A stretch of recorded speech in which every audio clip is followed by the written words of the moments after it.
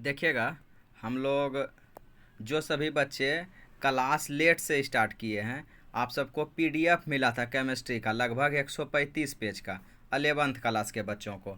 और पीडीएफ आप सब लिखे थे, हम लोग उसको समझेंगे आज। देखिएगा ध्यान से, चूँकि जो सभी बच्चे लेट से आए थे ना, उन सभी के लिए पीडीएफ बनाया गया था, तो हम लोग आज समझेंगे। देखिएगा, पहला जो लिखा हुआ है, पहला पॉइंट देखिएगा, जब आपको पीडीएफ मिला होगा ना, आपको पता चल रहा होगा। देखिए यहाँ 135 है, इस कॉर्नर पे नज़र आ रहा है क्या? देखिएगा मोबाइल के इस कॉर्नर पे पेज नंबर नज़र आ रहा होगा। नीचे में देखिए 133, 134, 135। आपको हम क्लास में बताए थे, ये जो 135 है ना, यही एक नंबर पेज है, और जो एक नंबर है वो 135 है। ठीक, उल्टा साइज बन गया था, ये थोड़ा सा माफ़ कीजिएगा, इसमें उल्टा साइज बन गया था, लेकिन आपको कोई दिक्कत नहीं होगा। आपको तो किसी तरह उतारना था ना, चाहे पहले एक नंबर लिख लें, चाहे पहले 135 नंबर लिख लें, उसे कोई दिक्कत नहीं है। देखिए हम लोग समझेंगे, हम लोग समझ रहे हैं 135 पेज नंबर, लेकिन ये मानिए कि एक नंबर ही पेज है। ठीक, इसको आप मानिएगा कि एक नंबर पेज ही है। देखिएगा हम लोग समझेंगे, पहला पेज से हम लोग स्टार्ट करते हैं, पहला पेज से हम लोग स्टार्ट करते हैं। और पहला पेज देखिए इस जगह लिखा हुआ है, 135 को ही हम लोग पहला पेज मान रहे हैं। अब हम लोग वीडियो स्टार्ट करते हैं। देखिएगा क्या लिखा हुआ है, विज्ञान की उत्पत्ति किस शब्द से हुई है, यही लिखा हुआ है यहाँ पर। आंसर देखिए इसका क्या लिखे हुए हैं, विज्ञान एक लैटिन शब्द है, लैटिन शब्द है जिसकी उत्पत्ति साइंटिया शब्द से हुई है। यहाँ लिखा हुआ है साइंटिया शब्द से हुई है। साइंटिया, आप जानते हैं साइंटिया का स्पेलिंग, सोमा का हर्षही नो टोमहर्षि का योमा का। इंग्लिश में लिखे हैं SCIENTIA। यहाँ देखिए SCIENTIA। जहाँ जहाँ स्पेलिंग में दिक्कत होगा हम बोलते भी जाएंगे, चिंता मत कीजिएगा। अब देखिएगा यहाँ उसके जस्ट बाद लिखा हुआ है, साइंटिया का अर्थ ज्ञान होता है, KNOWLEDGE, नॉलेज। ज्ञान मतलब नॉलेज होता है ना। आपको कोई पूछेगा कि विज्ञान की उत्पत्ति किस शब्द से हुई है, तो विज्ञान की उत्पत्ति साइंटिया शब्द से हुई है। आपको पूछेगा साइंटिया का अर्थ क्या है, तो साइंटिया का अर्थ नॉलेज होता है, नॉलेज। नॉलेज, नॉलेज मीन्स ज्ञान। नीचे देखिएगा उसके बाद यहाँ लिखे हुए हैं विज्ञान क्या है। विज्ञान, विज्ञान, विज्ञान का संग्रह, ज्ञान का संग्रह। देखिएगा यहाँ लिखा हुआ है ज्ञान का संग्रह जो कर्मबद्ध एवं तर्क संगत होता है उसे विज्ञान कहते हैं। ठीक, क्या लिखे हैं, ज्ञान का वह संग्रह जो कर्मबद्ध एवं तर्क संगत होता है उसे विज्ञान कहते हैं। परिभाषा आप किसी भी रूप में लिख सकते हैं, ये विज्ञान का परिभाषा था। या फिर आप ये भी बोल सकते हैं कि सर सत्य की जानकारी को विज्ञान कहते हैं। आप जानते हैं ना कि सत्य की जानकारी को, क्योंकि विज्ञान जो है प्रूफ खोजता है, बिना प्रूफ का विज्ञान संभव नहीं है। विज्ञान हमेशा क्या खोजेगा, साइंस हमेशा प्रूफ खोजेगा। जैसे देखिएगा हम लोग बोल देंगे कि जानते हैं हम बगीचा गए थे बगीचा गए थे और बगीचा में भूत देख लिए, क्या इस बात को साइंस एक्सेप्ट करती है? नहीं। क्यों? क्योंकि साइंस को प्रूफ चाहिए, और आपके पास प्रूफ नहीं है कि बगीचा में आप भूत देखे थे। ठीक, वो सिर्फ एक भ्रम है, वहम है, वहम। ठीक, तो देखिएगा क्या लिखा हुआ है, सत्य की जानकारी को विज्ञान कहते हैं, सत्य की जानकारी को विज्ञान कहते हैं। उसके नीचे किसी भी वस्तु की जानकारी को विज्ञान कहते हैं, मतलब किसी भी ऑब्जेक्ट की जानकारी को हम लोग क्या कह सकते हैं, विज्ञान कह सकते हैं। इसलिए विज्ञान कह सकते हैं क्योंकि अभी आप ऊपर में क्या लिखें, ज्ञान का वैसा संग्रह, ज्ञान का वैसा संग्रह। तो ज्ञान का संग्रह होना चाहिए। क्या किसी वस्तु के बारे में, किसी ऑब्जेक्ट के बारे में आप जान रहे हैं, तो वो भी तो एक तरह का ज्ञान ही हुआ ना। तो हम लोग बोल सकते हैं किसी भी वस्तु की जानकारी को हम लोग विज्ञान कहते हैं। उसके नीचे लिखा हुआ है विज्ञान का वर्गीकरण, क्लासिफिकेशन ऑफ साइंस, मतलब विज्ञान को वर्गीकृत कैसे किया गया है। ये देखिए, वर्गीकरण मतलब होता है विज्ञान को बांटना। तो विज्ञान को 3 वर्गों में वर्गीकृत किया गया है जो निम्नबद्ध है। निम्नबद्ध मतलब नीचे लिखा हुआ है, नीचे बद्धित है। जैसे नीचे निम्नलिखित लिखते हैं तो नीचे लिखा हुआ है। ठीक, तो देखिएगा 3 भाग में बांटा हुआ है। आप इसी तरह बनाइएगा, विज्ञान ऐसे लिख लीजिएगा और ऐसे 3 कॉलम बनाइएगा। ठीक, 3 कॉलम बनाइएगा। एक कॉलम में लिखिएगा यहाँ फिजिक्स। विज्ञान को 3 भाग में बांटा गया है। पहला लिखा हुआ है फिजिक्स, दूसरा केमिस्ट्री, तीसरा जीव विज्ञान लिखा हुआ है। चलिए उसके बाद हम लोग पहले अब देखेंगे फिजिक्स क्या है। पहले फिजिक्स का परिभाषा देख लेते हैं। ठीक, तो देखिए फिजिक्स का परिभाषा देखते हैं। अगले पेज में आते हैं। देखिए यहाँ अगला पेज है आपका, अगला पेज लिखा हुआ है, अगला पेज आपका लिखा हुआ है। देखिए भौतिकी क्या है, लिखा हुआ है इस जगह भौतिकी क्या है। आप देख पा रहे होंगे भौतिकी क्या है, आप देख पा रहे होंगे, बिल्कुल आप देख पा रहे होंगे। देखिए यहाँ पर है भौतिकी क्या है, एकदम दिखाई दे रहा है आपको। क्या इसका कलर चेंज कर लें? क्या हम जो ड्रॉ करते हैं वो आपको नज़र आना चाहिए, देखिएगा नज़र आना चाहिए आपको। भौतिकी क्या है, भौतिकी क्या है? तो देखिए विज्ञान का वैसा ब्रांच जिसके अंतर्गत प्राकृतिक घटनाओं, नेचुरल फेनोमिनन, किसका किसका करते हैं हम लोग? प्राकृतिक घटनाओं का अध्ययन किया जाता है, उसे क्या कहते हैं? फिजिक्स कहते हैं। फिर से एक बार परिभाषा सुनिए, विज्ञान का वैसा शाखा जिसके अंतर्गत प्राकृतिक घटनाओं का अध्ययन किया जाता है, उसे क्या कहते हैं हम लोग? उसे फिजिक्स कहते हैं।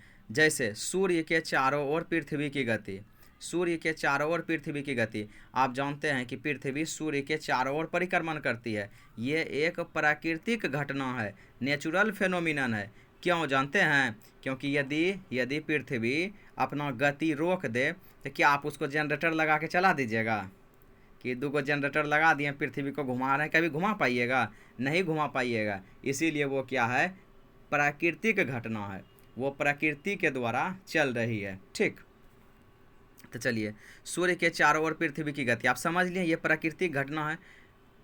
न्यूटन नामक वैज्ञानिक को फिजिक्स का पितामह कहा जाता है। देखिए यहाँ लिखा हुआ है, न्यूटन नामक वैज्ञानिक को फिजिक्स का फादर कहा जाता है। न्यूटन आप नाम सुने हैं न्यूटन का, और बहुत अच्छा तरीके से सुने हैं, बहुत बड़े साइंटिस्ट हैं, फिजिक्स के फादर कहलाते हैं न्यूटन। न्यूटन को क्या कहा जाता है? फिजिक्स के फादर। न्यूटन के कौन कहलाते हैं? फिजिक्स के फादर कहलाते हैं। चलिए उसके बाद यहाँ आते हैं जीव विज्ञान। बाकी आपको फिजिक्स वाले सर बहुत अच्छा तरीके से फिजिक्स के बारे में बताए होंगे, नहीं? फिजिक्स के और भी बहुत सारे फादर लिखाए होंगे। ठीक, उसके बाद हम लोग देखते हैं जीव विज्ञान। देखिए यहाँ लिखा हुआ है जीव विज्ञान क्या है? जीव विज्ञान, तो विज्ञान का वैसा ब्रांच जिसके अंतर्गत जीवों का अध्ययन किया जाता है, उसे जीव विज्ञान कहते हैं। विज्ञान का वैसा ब्रांच जिसके अंतर्गत जीवों का अध्ययन किया जाता है, उसे जीव विज्ञान कहते हैं। अरस्तु नामक वैज्ञानिक को बायोलॉजी का फादर कहा जाता है। अरस्तु, इसको इंग्लिश में अरिस्टोटल बोलते हैं, ARISTOTLE, इंग्लिश में अरिस्टोटल, हिंदी में अरस्तु। तो अरस्तु को क्या कहा जाता है? विज्ञान का फादर, सॉरी विज्ञान है, जीव विज्ञान का जीव विज्ञान का फादर कहा जाता है। फिर उसके बाद देखिएगा है यहाँ पर लिखा हुआ है, अब केमिस्ट्री हम लोगों का स्टार्ट हो रहा है। केमिस्ट्री की उत्पत्ति किस शब्द से हुई है? तो केमिस्ट्री की उत्पत्ति, यहाँ आंसर लिखा हुआ है, केमिस्ट्री की उत्पत्ति कीमिया शब्द से हुई है। कीमिया, CHEMIA, कीमिया कैसे लिखिएगा? CHEMIA। और हिंदी में लिखिएगा तो कोहर्षी का, मोहर्षी का, योमा का, कीमिया लिख लीजिएगा, कीमिया। उसके नीचे देखिए क्या लिखा हुआ है, कीमिया मिस्र देश में। मिस्र का नाम सुने हैं ना? मिस्र देश है। मिस्र देश का मतलब ये मत समझिएगा कि 2-3 गो देश मिला हुआ है, नहीं, मिस्र देश का ही नाम है, जिसको इजिप्ट भी कहते हैं। इजिप्ट का नाम सुने हैं? इजिप्ट, इजिप्ट देश का नाम है। कीमिया मिस्र देश में मिट्टी के एक प्रकार का नाम है, जिसका अर्थ काले रंग का पदार्थ होता है। कैसे? अपने यहाँ मिट्टी के बहुत सारे प्रकार हैं, जलोढ़ मिट्टी है, काली मिट्टी है, नहीं रेगूर है, बहुत सारे मिट्टी हैं, बहुत सारे मिट्टी हैं। उसी प्रकार मिस्र देश में मिट्टी के प्रकार का नाम क्या है? कीमिया है, कीमिया, CHEMIA, कीमिया। और उसी कीमिया से किसका निर्माण हुआ? केमिस्ट्री का, केमिस्ट्री की उत्पत्ति हुई। ठीक है, यहाँ तक। अगला स्लाइड लेते हैं, देखिएगा अगला पेज है आपका, अगला पेज चलिए देखेंगे। और आपका यहाँ पर है अगला पेज, आगे पेज आपको क्या कहता है, देखिए ध्यान से लिखा हुआ है, केमिस्ट्री के फादर का नाम बताइए। तो लेवोजियर, लोमे का, वोमो का, जो मर्सी का, यूरो, लेवोजियर, इंग्लिश बोलते हैं LAVOISIER, लेवोजियर। लिख लिया स्पेलिंग आप? थोड़ा सा राइटिंग आपको दिक्कत होता होगा तो हम स्पेलिंग भी बोल देते हैं जहाँ जहाँ ज़रूरी पड़ेगा, बाकी तो हिंदी हम सारा का सारा बोल रहे हैं, आपको लिख लीजिएगा। लेवोजियर नामक वैज्ञानिक को केमिस्ट्री का फादर, पितामह जिसको कहते हैं, फादर कहा जाता है। नीचे में एक पॉइंट और है, वार्नर, वार्नर नामक वैज्ञानिक को प्राचीन पितामह कहा जाता है, ओल्ड फादर। देखिए यहाँ लिखा हुआ है modern father, modern father means ये जो लेवोजियर है ना, लेवोजियर, लेवोजियर हुए मॉडर्न फादर, न्यू फादर। और वार्नर जो हुए वार्नर, ये हमारे वार्नर ये वाले नहीं हैं जो ऑस्ट्रेलियाई क्रिकेटर हैं, नहीं, ऑस्ट्रेलिया का के जो क्रिकेटर हैं वो वार्नर नहीं है, कोई और वार्नर है, साइंटिस्ट है, साइंटिस्ट। केमिस्ट्री, अब आगे क्वेश्चन लिखे हैं केमिस्ट्री, आप यहाँ पर क्यू लिख दिया कीजिए, क्यू, या जैसे यहाँ लिखा हुआ है ना इस जगह क्यू, उसी तरह यहाँ भी लिख दीजिए क्यू। क्यू मतलब क्वेश्चन। देखिएगा केमिस्ट्री क्या है, लिखा हुआ है विज्ञान का वैसा शाखा जिसके अंतर्गत विभिन्न प्रकार के तत्वों के भौतिक और रासायनिक गुणों का अध्ययन किया जाता है, उसे केमिस्ट्री कहते हैं। अथवा केमिस्ट्री का दूसरा परिभाषा, विज्ञान का वैसा ब्रांच, यहाँ लिखा हुआ है विज्ञान का वैसा ब्रांच जिसके अंतर्गत विभिन्न प्रकार के रासायनिक अभिक्रियाओं का अध्ययन किया जाता है, उसे केमिस्ट्री कहते हैं। जैसे बहुत सारे रासायनिक प्रतिक्रिया हैं, Cl2 + H2 2HCl, बहुत सारे रासायनिक प्रतिक्रिया हैं, है ना। तो जैसे हम लोग देखते हैं C + O2 क्या होता है, CO2 होता है, CO2 होता है। इसी तरह बहुत सारे रासायनिक प्रतिक्रिया बनते हैं, जैसे आप जानते हैं कि सर N2 + H2 जब आपस में प्रतिक्रिया करता है तो क्या बन जाता है, NH3 बनता है, NH3 बनता है। ये भी एक रासायनिक प्रतिक्रिया है, तो इसी को हम लोग बोलते हैं रासायनिक प्रतिक्रिया या रासायनिक अभिक्रिया। तो यहाँ लिखा हुआ है, देखिए आराम से लिखा हुआ है, क्या लिखा हुआ है कि विज्ञान का वैसा ब्रांच जिसके अंतर्गत विभिन्न प्रकार के रासायनिक अभिक्रियाओं का अध्ययन किया जाता है, उसे क्या कहते हैं, केमिस्ट्री कहते हैं। यहाँ एक उदाहरण लिखे हैं, Cl2 + H2 = HCl, 2 वाइलेंस करने के लिए दिए हैं, यहाँ 2 गो Cl है, यहाँ 2 गो H2 है, तो यहाँ पर 2 लगा देने के बाद H और Cl दोनों 2 गो हो गया। अब देखिए रस शब्द से रसायन का निर्माण, यहाँ तीर दे दीजिएगा, इस जगह को पॉइंट बना के लिखवाए होंगे। और देखिए रस शब्द से रसायन का निर्माण किसने किया, तो नागार्जुन नामक वैज्ञानिक ने। नागार्जुन नाम से ही लग रहा है कि अपने यहाँ के वैज्ञानिक हैं, नहीं, नागार्जुन नाम से नहीं लग रहा है कि अर्जुन ये तो अपने यहाँ के वैज्ञानिक लग रहे हैं, और हैं भी। नागार्जुन नामक वैज्ञानिक ने रस शब्द से रसायन का निर्माण किया। अब है केमिस्ट्री का वर्गीकरण, कैसे किए थे हम लोग, साइंस का वर्गीकरण, साइंस को 3 भागों में बांटे, उसी तरह केमिस्ट्री को भी 3 भाग में बांटा गया है। केमिस्ट्री को कितने भाग में बांटा गया है, 3 भाग में। देखिए तीनों भाग आएगा, देखिएगा तीनों भाग आएगा, देखिए ध्यान से, अब आपको नज़र आ रहा होगा तीनों भाग, अब आपको नज़र आ रहा होगा तीनों भाग। तो देखिएगा आपको नज़र आ रहा होगा, केमिस्ट्री का वर्गीकरण निम्नलिखित है, मतलब केमिस्ट्री को जो वर्गीकृत किया गया है, देखिए यहाँ पर किया गया है। पहला लिखे हैं भौतिक रसायन, दूसरा है कार्बनिक रसायन, तीसरा है अकार्बनिक रसायन। भौतिक रसायन को इंग्लिश में कहते हैं फिजिकल केमिस्ट्री, क्या कहते हैं, फिजिकल केमिस्ट्री। कार्बनिक रसायन को क्या कहते हैं, ऑर्गेनिक, ORGANIC, ऑर्गेनिक केमिस्ट्री, ठीक। अकार्बनिक को कहते हैं इनऑर्गेनिक, INORGANIC, इनऑर्गेनिक केमिस्ट्री, लिख दिए। अब यहाँ लिखा हुआ है भौतिक रसायन क्या है, भौतिक रसायन कैसे, वहाँ देखे थे कि विज्ञान का 3 भाग, फिजिक्स, केमिस्ट्री, बायोलॉजी। तो फिजिक्स का परिभाषा देखें, बायोलॉजी का परिभाषा देखें, केमिस्ट्री की परिभाषा देखें। अब उसके बाद केमिस्ट्री को 3 भाग में बांटा गया। केमिस्ट्री को कितने भाग में बांटा गया है, 3 भाग में। तो क्या है, पहला भाग भौतिक रसायन, भौतिक। दूसरा क्या है, कार्बनिक रसायन, कार्बनिक, जिसको इंग्लिश में कहते हैं ऑर्गेनिक केमिस्ट्री, ऑर्गेनिक। तीसरा क्या है, अकार्बनिक, अकार्बनिक मीन्स इनऑर्गेनिक केमिस्ट्री। तो हम लोग पहले पहला देखते हैं, देख लीजिए यहाँ लिखा हुआ है भौतिक रसायन क्या है। इसका परिभाषा सेम टू सेम वही परिभाषा होगा जो फिजिक्स का था। तो देखिए क्या लिखा हुआ है, केमिस्ट्री का वैसा ब्रांच जिसके अंतर्गत, अच्छा यदि आपको लग रहा होगा कि हम फास्ट बोल रहे हैं, तो यूट्यूब पर एक ऑप्शन है जिसमें कि आप मेरा आवाज़ स्लो भी कर सकते हैं। आप देखिएगा कॉर्नर पर सेटिंग का ऑप्शन लग रहा होगा, सेटिंग जैसा यहाँ कुछ नज़र आ रहा होगा कॉर्नर पे, उस सेटिंग को प्रेस कीजिए और देखिए लिखा होगा नॉर्मल स्पीड है कि क्या है, वो लिखा रहता है। आप सेटिंग करके, या तो आपको ये आपको यदि स्लो लग रहा है, आवाज़ स्लो लग रहा है, तो आप बढ़ा भी सकते हैं, यदि आपको ज़्यादा तेज़ लग रहा है तो आप घटा भी सकते हैं, ठीक। चलिए हम लोग देख रहे थे भौतिक रसायन क्या है, what is physical chemistry, what is physical chemistry. तो देखिएगा आंसर इसका लिखा हुआ है, चलिए थोड़ा सा एक डॉगी ज़्यादा डिस्टर्ब कर रहा है, चलिए खैर देखिएगा हम लोग सारी चीज़ों को इग्नोर करेंगे और पढ़ाई पर ध्यान देंगे। यहाँ लिखा हुआ है केमिस्ट्री का वैसा ब्रांच जिसके अंतर्गत प्राकृतिक घटनाओं का अध्ययन किया जाता है उसे भौतिक रसायन कहते हैं। जैसे पृथ्वी के चारों ओर चंद्रमा की गति, चंद्रमा पृथ्वी के चारों ओर गति करती है और पृथ्वी सूर्य के चारों ओर गति करती है। यह सब नेचुरल फेनोमिनन है। नेचुरल फेनोमिनन मीन्स प्राकृतिक घटना है, रुक जाने के बाद हम और आप स्टार्ट इसको नहीं कर सकते हैं। ठीक, चलिए देखिएगा, ये हम लोग देख लिए। अब नीचे देखिए सिलेबस ऑफ फिजिकल केमिस्ट्री, मतलब फिजिकल केमिस्ट्री में हम लोगों को क्या क्या पढ़ना है। परमाणु संरचना, एटॉमिक स्ट्रक्चर, दूसरा लिखे हैं ऑक्सीकरण एवं अवकरण। ठीक, इसको लिखे हैं oxidation and reduction, oxidation and reduction. इसको रेडॉक्स भी कहते हैं। इसको क्या कहते हैं? रेडॉक्स। देखिएगा REDOX, रेडॉक्स है। देखिए ये RED रेड मिल के रेडक्शन बन गया, रेडक्शन।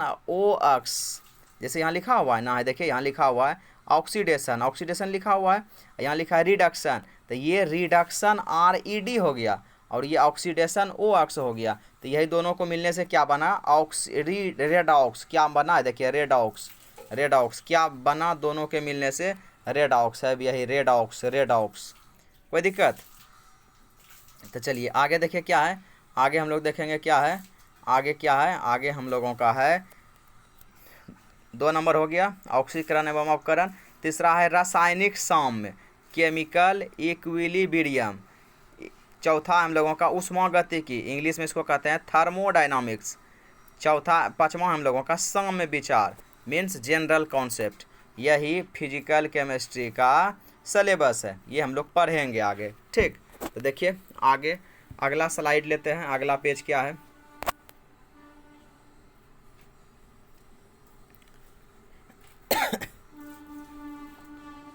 चलिए आगे लिखा हुआ है परमाणु संरचना। आप भी कॉपी में शीर्षक बनाइए, परमाणु संरचना क्या है, परमाणु संरचना। तो उसके पहले हम लोग क्या क्वेश्चन लिखें? पहला क्वेश्चन है इसका, परमाणु क्या है? What is atom? एटम। चलिए हम लोग ये देखेंगे व्हाट इज एटम। किसी पदार्थ का वैसा सूक्ष्मतम कण, देखिएगा जो हम बोल रहे हैं वो लिखिएगा, थोड़ा सा आपको राइटिंग दिक्कत दे रहा होगा। किसी पदार्थ का वैसा सूक्ष्मतम कण जिसका स्वतंत्र अस्तित्व नहीं होता है परंतु रासायनिक अभिक्रिया में भाग ले सकता है, उसे परमाणु कहते हैं। जैसे ऑक्सीजन, नाइट्रोजन, हाइड्रोजन, ETC। ठीक, सूक्ष्मतम का मतलब होता है बहुत छोटा से छोटा, एकदम सूक्ष्म कण, छोटा से छोटा कण। ठीक, फिर देखिएगा नीचे लिखा हुआ है परमाणु का खोज 1803 ईस्वी में जॉन डाल्टन नामक वैज्ञानिक ने किया। John Dalton, John Dalton. Dalton का भी नाम आप सुने थे, बहुत अच्छा तरीके से सुने थे, तो आप याद रखिएगा परमाणु का खोज किसने किया था? डाल्टन नामक वैज्ञानिक ने किया था। और देखिए डाल्टन ने क्या बताया, यहाँ देखिए लिखा हुआ है डाल्टन के अनुसार परमाणु अविभाज्य होता है, अर्थात इसे 2 या 2 से अधिक भागों में विभाजित नहीं किया जा सकता है। ठीक, ये बात किसने बताया था? डाल्टन ने बताया था। फिर लिखा हुआ है नए खोजकर्ताओं के अनुसार परमाणु विभाज्य है, अर्थात परमाणु को 2 या 2 से अधिक भागों में विभाजित किया जा सकता है। मतलब डाल्टन ने सर्वप्रथम परमाणु खोजा था, कब खोजा था? 1803 ईस्वी में, याद रखिएगा 1803 ईस्वी में। तो डाल्टन ने क्या बताया? डाल्टन बताए हम लोगों को कि परमाणु अविभाज्य है, अर्थात परमाणु को हम लोग 2 या 2 से अधिक भागों में विभाजित नहीं कर सकते हैं। लेकिन सुनिएगा ध्यान से, नए खोजकर्ता जब नए साइंटिस्ट आए ना नए साइंटिस्ट हम लोगों को बताएं कि परमाणु को हम लोग 2 या 2 से अधिक भागों में विभाजित कर सकते हैं। तो परमाणु की त्रिज्या यहाँ लिखिएगा, इसको एकदम मोस्ट VVI पॉइंट है ये, याद रखिएगा इसको। परमाणु की त्रिज्या 10⁻⁻10 मीटर, या तो ये याद रखिएगा, या सेंटीमीटर में 10⁻⁻8 सेंटीमीटर, या 1 एंगस्ट्रम होता है। एक लिख के ए लिख दीजिए, ABCD हम लोग पढ़ते हैं, ए लिख दीजिए और उसके माथा पर बिंदा दे दीजिए, डिग्री जैसे देते हैं तो उसको एंगस्ट्रम पढ़ते हैं। और 1 एंगस्ट्रम बराबर याद रखिएगा 10⁻⁻10 मीटर होता है। 1 एंगस्ट्रम बराबर कितना होता है? 10⁻⁻10 मीटर। ठीक है, यहाँ तक ठीक है? आपको पूछा जाएगा क्या पूछा जाएगा कि परमाणु की त्रिज्या कितनी होती है? आप बोलिएगा 10⁻⁻10 मीटर या 10⁻⁻8 सेंटीमीटर बोल दीजिएगा। चलिए अगला पेज लेते हैं। अगला पेज देखिए आपका क्या है, देखिए यही है आपका अगला पेज। परमाणु की संरचना का वर्णन करें। क्वेश्चन आ गया यहाँ पर, क्यू लिख दीजिएगा, क्यू मतलब क्वेश्चन। परमाणु की संरचना निम्नबद्ध है। परमाणु की संरचना को निम्नबद्ध स्पष्ट किया जा सकता है। देखिएगा ये परमाणु का स्ट्रक्चर है, परमाणु का संरचना है वैसे बनाइएगा। सबसे पहले नाभिक बनाते हैं छोटा जैसा, फिर गोल दीजिएगा जिसको हम लोग कक्षा कहते हैं, कक्षा। इसी में इलेक्ट्रॉन घूमेगा। नहीं, 7 गो टोटल बनाइएगा, 7 गो बनाइएगा नाभिक को छोड़ के, जिसमें पहला का नाम के, दूसरा का एल, तीसरा का एम, चौथा का एन, पाँचवा ओ, छठा पी, सातवां क्यू। ठीक, और यहाँ देखिए ऐसे लिखा हुआ है ई दे के है वैसे लिखा हुआ है, ई के माथा पे माइनस, क्योंकि आप जानते हैं ई मतलब इलेक्ट्रॉन, और इलेक्ट्रॉन ऋण आवेशित होता है, इसलिए इलेक्ट्रॉन के माथा पर क्या है, माइनस का चार्ज है। समझ रहे हैं?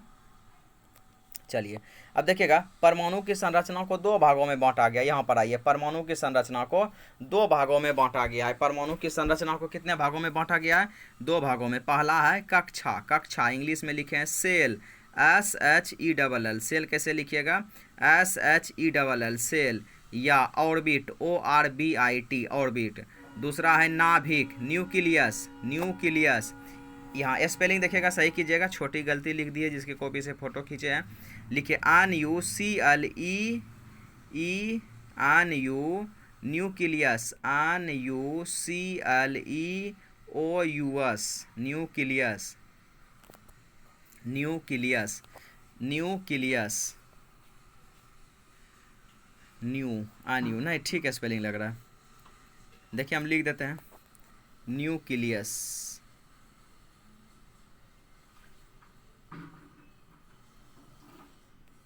नहीं, ठीक लिखा हुआ है NEUCLEUS, न्यूक्लियस, एकदम बिल्कुल सही लिखा हुआ है। चलिए ठीक है, चलिए इसका पहला परिभाषा देखेंगे। यहाँ पर क्या लिखा हुआ है? कक्षा, कक्षा है, यहाँ पर है कक्षा।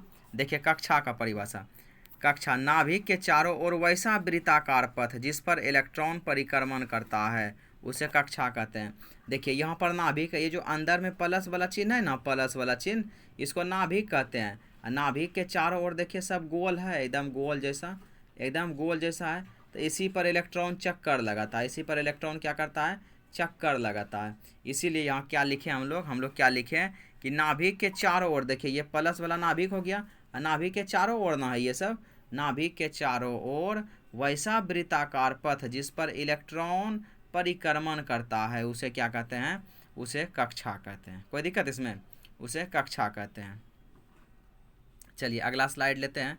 कक्षा का खोज किसने किया वो हम लोग देख लेते हैं। देखिए लिखा होगा सारा का सारा बात।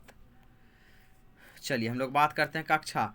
कक्षा को अंग्रेजी वर्णमाला के बड़ी अक्षर MNOPQ के द्वारा सूचित किया जाता है।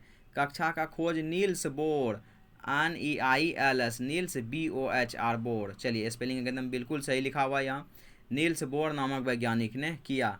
किसी कक्षा में अधिकतम इलेक्ट्रॉन की संख्या 2n² होती है। किसी कक्षा में ज़्यादा से ज़्यादा कितना इलेक्ट्रॉन रह सकता है?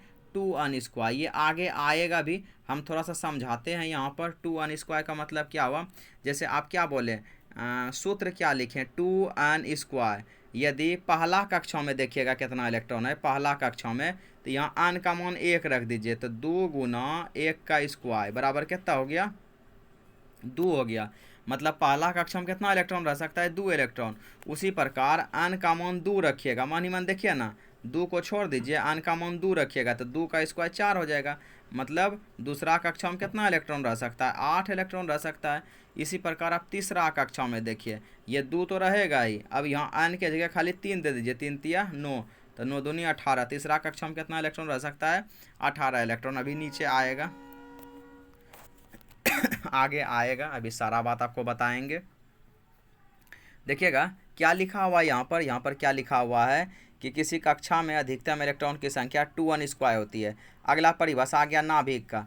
परमाणु का वैसा मध्य भाग जहाँ उसका संपूर्ण द्रव्यमान केंद्रित रहता है उसे नाभिक कहते हैं।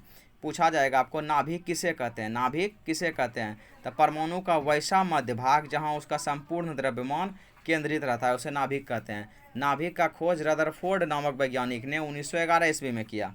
याद रखिएगा इसको। नाभिक का खोज रदरफोर्ड नामक वैज्ञानिक ने 1911 ईस्वी में किया। चलिए अगला क्वेश्चन, इस जगह क्यू लिखिएगा।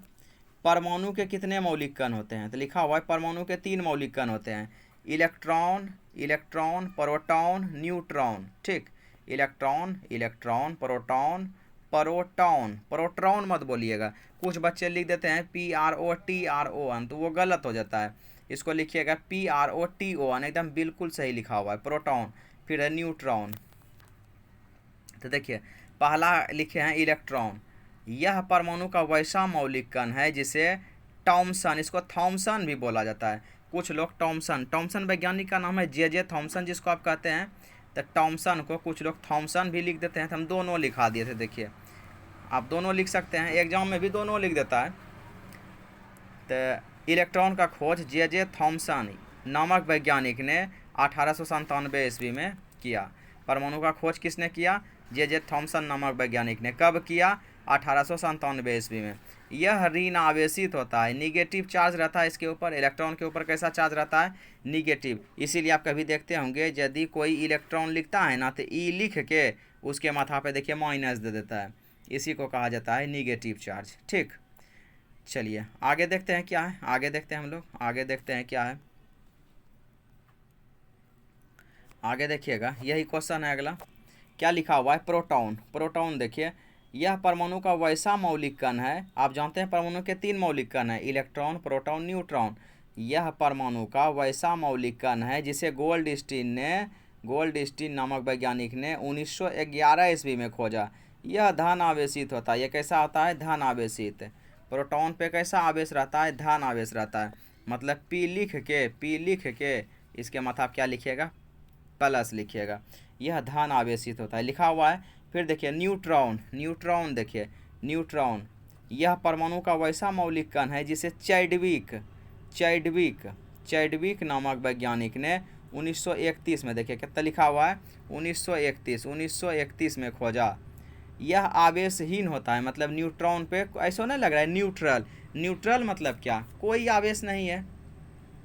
कैसे कहते हैं? हम सब मोटरसाइकिल चलाते हैं, बोलते हैं ना न्यूट्रल कीजिए गाड़ी, न्यूट्रल कीजिए। न्यूट्रल का मतलब क्या? ना तो आगे गियर लगाना है ना तो पीछे लगाना है। मतलब गियर को नॉर्मल रख देना है, शून्य पर, कि ना 2 नंबर है, ना 1 नंबर है, ना 3 नंबर है, ना 4 नंबर है, एकदम 0 नंबर पर है। न्यूट्रल है, गाड़ी आगे नहीं बढ़ेगा। समझ रहे हैं ना? चलिए आगे देखिए, हम लोग कहाँ थे? नाभिक की त्रिज्या बताएं। अगला क्वेश्चन है नाभिक की त्रिज्या बताएं। एकदम VVI है, ये भी याद रखिएगा। नाभिक की त्रिज्या 10⁻⁻15 मीटर या 10⁻⁻13 सेंटीमीटर या 1 F मतलब होता है फर्मी। FER इंग्लिश में बोल देते हैं FERMI, फर्मी। 1 फर्मी होता है। देखिए कुछ ऑब्जेक्टिव क्वेश्चन है। परमाणु का खोज किसने किया? आंसर में है डाल्टन। आप जानते हैं डाल्टन ने खोजा है। निम्नलिखित में से कौन परमाणु का मौलिक कण है? पहला ऑप्शन इलेक्ट्रॉन, प्रोटॉन, न्यूट्रॉन और सभी। आप जानते हैं सभी हो जाएगा इसमें से। देखिए अगला क्वेश्चन क्या है। अगला क्वेश्चन है आपके लिए, कक्षा का खोज किसने और कब किया? कक्षा का खोज किसने और कब किया? आप जानते हैं 1803 में खोजा गया था। किसने खोजा था? तो ऑप्शन आप देख लीजिए, नील्स बोर सही लगा हुआ है। पहला ऑप्शन है नील्स बोर, दूसरा गोल्डस्टीन, तीसरा चैडविक, चौथा हेनरी। तो आप जानते हैं किसने खोजा था? नील्स बोर ने। अगला क्वेश्चन, परमाणु की त्रिज्या भी आप जानते हैं 10⁻⁻10 मीटर। अगला क्वेश्चन, नाभिक की त्रिज्या 1 फर्मी, यहाँ लिखा हुआ है 1 फर्मी। अगला क्वेश्चन, न्यूट्रॉन पर आवेश उपस्थित होता है। न्यूट्रॉन पर कैसा आवेश? धन आवेश की, ऋण आवेश की, कोई आवेश नहीं, कि इनमें से कोई नहीं। 4 ऑप्शन है, आप मारिएगा, कोई आवेश नहीं। इलेक्ट्रॉन का खोज हुआ था, पहला ऑप्शन 1911 इलेक्ट्रॉन का खोज। देख लेते हैं दूसरा ऑप्शन क्या है। दूसरा ऑप्शन है 1897। देखिए ना यहाँ है ना दूसरा ऑप्शन, देख लीजिए यहाँ पर आपके लिए दूसरा ऑप्शन है। तीसरा ऑप्शन है 1931, चौथा 1803। तो आप जानते हैं 1897 में हुआ था। ठीक है, अब देखिएगा लिखा हुआ है किस वैज्ञानिक ने प्रोटॉन को खोजा? प्रोटॉन यहाँ प्रोटॉन लिख दिए छोटी, प्रोटॉन आप नहीं लिखेंगे प्रोटॉन, प्रोटॉन लिखेंगे। ये जो नीचे का है वैसे है ना, खाली उसको काट दीजिए। कैसे लिखाएगा हम लिख देते हैं, प्रोटॉन, टोमा का नो, प्रोटॉन यही लिखिएगा। थोड़ा सा इसको पतला कर देते हैं। चलिए अब ठीक है, अब ठीक है। ये लिखे प्रोटॉन, प्रोटॉन लिख लिया ना। प्रोटॉन का खोज किसने किया था, गोल्डस्टीन ने। आप जानते हैं गोल्डस्टीन ने किया था, आप जानते हैं कि किसने खोज किया था, गोल्डस्टीन ने, गोल्डस्टीन ने किया था। यहाँ गोल्डस्टीन चिन्ह लगा हुआ है। अगला क्वेश्चन है, इलेक्ट्रॉन पर आवेश है। इलेक्ट्रॉन पर आप जानते हैं कैसा आवेश है, ऋण आवेश होता है। परमाणु का खोज हुआ कब हुआ, 1803 ईस्वी में, 1803 ईस्वी में, 1803 ईस्वी में। नाभिक की त्रिज्या क्या सभी होती है, 10⁻⁻15 मीटर भी, सेंटीमीटर में 10⁻⁻13 सेंटीमीटर, और 1 फर्मी। ठीक है, यही होता है परमाणु का खोज, परमाणु का खोज। ये वाला क्वेश्चन है 1803 ईस्वी। क्या सब कुछ ठीक ठाक चल रहा है ना। एक क्वेश्चन हमको लगता है कहीं मिस तो नहीं हो गया, एक क्वेश्चन मिस हुआ क्या,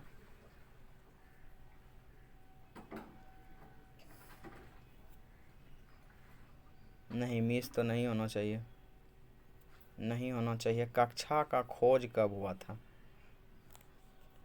कक्षा का खोज नील्स बोर नामक वैज्ञानिक ने किया। यहाँ पर ईस्वी नहीं लिखा हुआ, यही ना, 1803 ही लिखिएगा, हालांकि दिया हुआ नहीं था कब हुआ है। चलिए आगे हम लोग देखते हैं।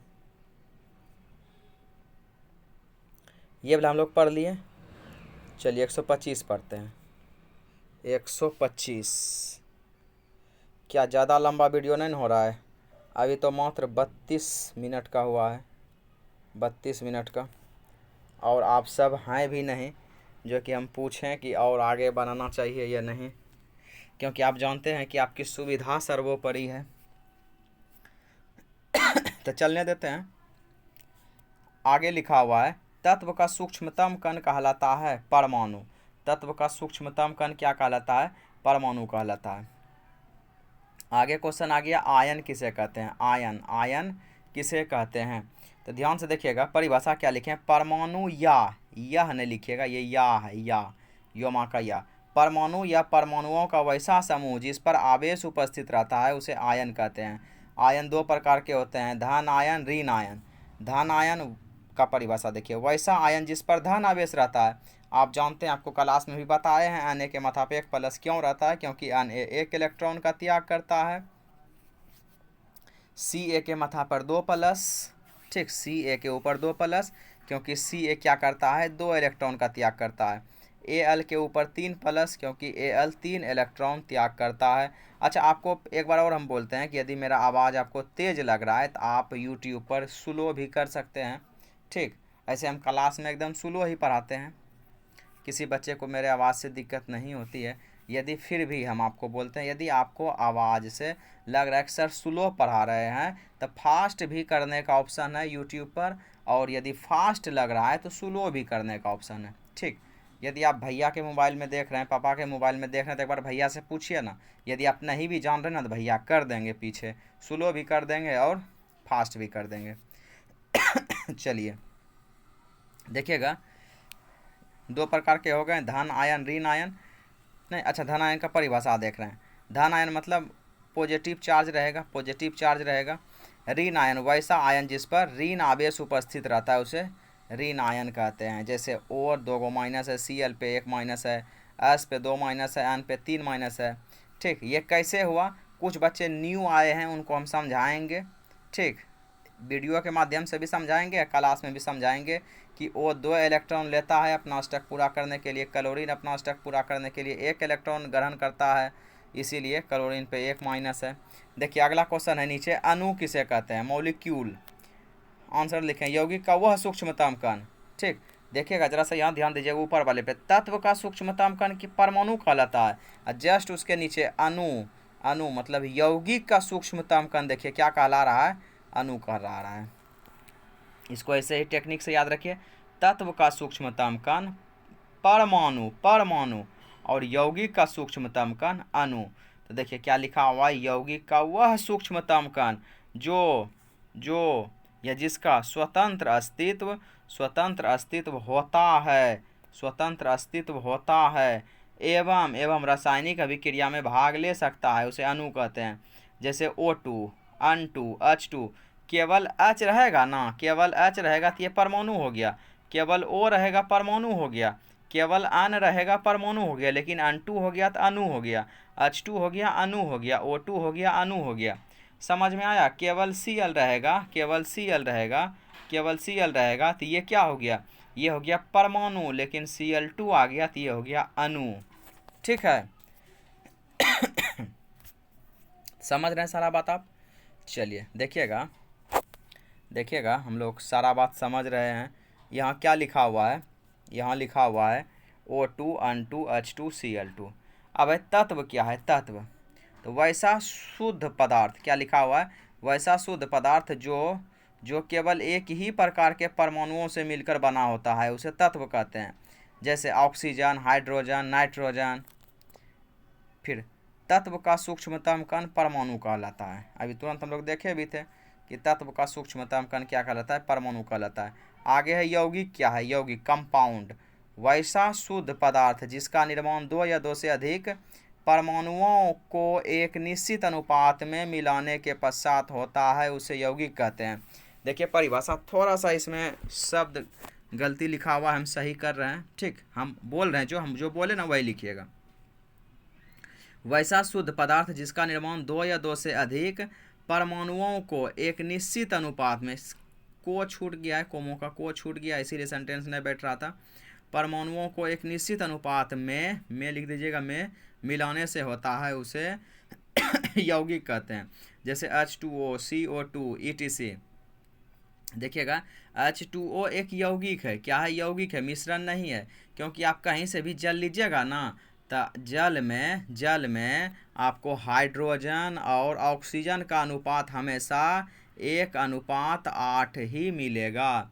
इसीलिए कहा जाता है इसे यौगिक। परिभाषा क्या था कि एक निश्चित अनुपात होता है। आप चाहे चापाकल से जल निकाल लीजिए, आप चाहे कुआं से जल निकालिए, तालाब से निकालिए, गंगा जी से निकालिए, सब जगह 1:8 ही नज़र आएगा। देखिए ना, हाइड्रोजन का परमाणु संख्या कितना और हाइड्रोजन का परमाणु भार कितना होता है, एक होता है, और संख्या का एगो है, 2 गो, तो 2 हो गया। हाइड्रोजन का ऑक्सीजन का होता है, ऑक्सीजन का कितना होता है परमाणु भार, 16, तो 2:16। अनुपात मतलब बटे होता है। देखिए इसको काट देंगे 8 बेर में, 1/8, इसी को लिखा जाता है 1:8। ठीक है, चलिए सब मिटा देते हैं। आगे देखिए क्या लिखा हुआ है, आगे लिखा हुआ है मिश्रण। क्या है मिश्रण, वैसा विशुद्ध पदार्थ जिसका निर्माण दो या दो से अधिक परमाणुओं को किसी भी अनुपात में मिलाने के पश्चात होता है, उसे मिश्रण कहते हैं। मिश्रण मतलब क्या हो गया, वैसा विशुद्ध पदार्थ जिसको किसी भी रूप में मिला दीजिए। क्या कीजिए आप, किसी भी रूप में मिला दीजिए। जैसे हवा है, खिचड़ी है, ये सब क्या है, आप किसी भी रूप में मिला दिए हैं तो मिश्रण हो गया। मिश्रण 2 प्रकार के होते हैं। पहला समअंगी, जिसको होमोजीनियस मिक्सचर कहते हैं। दूसरा विषमअंगी, हेट्रोजीनियस मिक्सचर। ठीक, मिक्सचर भी बोलते हैं, हेट्रोजीनियस मिक्सचर, समअंगी, होमोजीनियस मिक्सचर। ठीक, उच्चारण बहुत तरह से लोग कर देते हैं, होमोजीनस भी बोलते हैं, होमोजीनियस भी बोलते हैं, उस पर आपको ज़्यादा चिंता करने का बात नहीं है। समअंगी मिश्रण देखिए, वैसा मिश्रण जिसके संपूर्ण भाग में अवयवों की रचना एक समान होती है, उसे समअंगी मिश्रण कहते हैं। जैसे मिश्र धातु। ठीक, मिश्र धातु क्या है, समअंगी मिश्रण है। जैसे आप जानते हैं ना, आप जानते हैं कि कॉपर और टीन के मिलने से क्या बनता है, कॉपर और टीन के मिलने से आप सोचिए क्या बनता है, कांसा बनता है, कांसा बनता है ना, कांसा बनता है।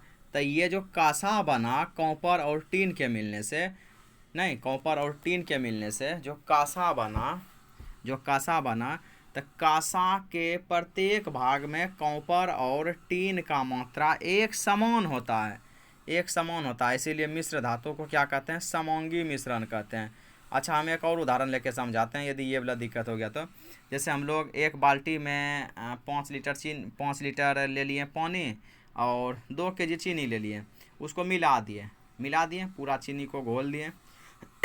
अब देखिएगा, आप बाल्टी में नीचे से उठा के पी लीजिए शरबत या ऊपर से उठा के पी लीजिए, आपको हमेशा मीठा ही लगेगा, ऊपर से भी नीचे से भी मीठा ही लगेगा।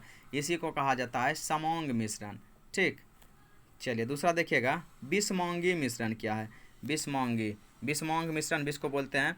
तो वैसा मिश्रण जिसके संपूर्ण भाग में अवयव की रचना एक समान नहीं होती है, उसे बिसमोंग मिश्रण कहते हैं। जैसे मटमैला पानी मीन्स, मान लीजिए एक बाल्टी पानी है और उसमें थोड़ा सा मिट्टी डाल दीजिए, तो देखिएगा कुछ देर बाद आप देखिएगा ना, तो मिट्टी जम के नीचे बैठ जाता है, ऊपर का पानी साफ हो जाता है।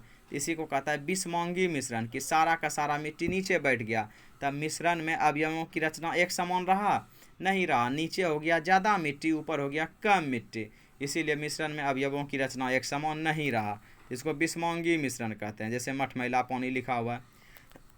देखिए अगला क्वेश्चन आ गया, H2O एक यौगिक है, कैसे, तो H2O देखिएगा, अभी तुरंत हम लोग समझे हुए हैं कि H2O में हाइड्रोजन ऑक्सीजन का अनुपात हमेशा 1:8 होता है, यही बात यहाँ लिखा हुआ है कि H2O में हाइड्रोजन और ऑक्सीजन का अनुपात सदैव 1:8 होता है, चाहे H2O को किसी भी स्रोत से प्राप्त किया जाए। यही कारण है कि H2O एक यौगिक है। किसी भी स्रोत का मतलब क्या हो गया, चाहे चापाकल से लीजिए, तालाब से लीजिए, कुआं से लीजिए, गंगा जी से लीजिए, कहीं से लीजिए। परमाणु उदासीन होता है, परमाणु विद्युतः उदासीन होता है, क्यों, अभी तुरंत हम लोग देखें, क्या देखें कि किसी परमाणु में इलेक्ट्रॉन और प्रोटॉन की संख्या समान होती है, चूँकि दोनों पर आवेश विपरीत होता है, जिस कारण परमाणु विद्युतः उदासीन होता है। आप जानते हैं ना, अभी तुरंत हम लोग देखें कि इलेक्ट्रॉन पे कैसा चार्ज, माइनस का चार्ज, प्रोटॉन पे कैसा चार्ज, प्लस का चार्ज, पॉजिटिव। देखिए परिभाषा क्या लिखा हुआ है, किसी परमाणु में, यही लिखा हुआ है नीचे में, किसी, यहाँ हाईलाइटर लेते हैं, किसी परमाणु में इलेक्ट्रॉन तथा प्रोटॉन की संख्या समान होती है, मतलब मान लीजिए 5 ठो इलेक्ट्रॉन है, 5 गो क्या है, इलेक्ट्रॉन है, तो 5 इलेक्ट्रॉन का मतलब 5 गो माइनस हो गया है, देखिए 5 गो माइनस हो गया। अच्छा, 5 गो यदि प्रोटॉन है तो 5 गो प्लस भी हो गया, 5 गो क्या हो गया, प्लस भी हो गया। यदि 5 गो प्लस 5 गो माइनस रहेगा, आप जानते हैं सारा का सारा कट के ख़त्म नहीं हो जाएगा, इसीलिए ये उदासीन होता है। क्या कोई दिक्कत, समझने में कोई दिक्कत, यदि कोई दिक्कत होगा तो आप कमेंट कीजिएगा। ऐसा करें यहीं तक रहने दें।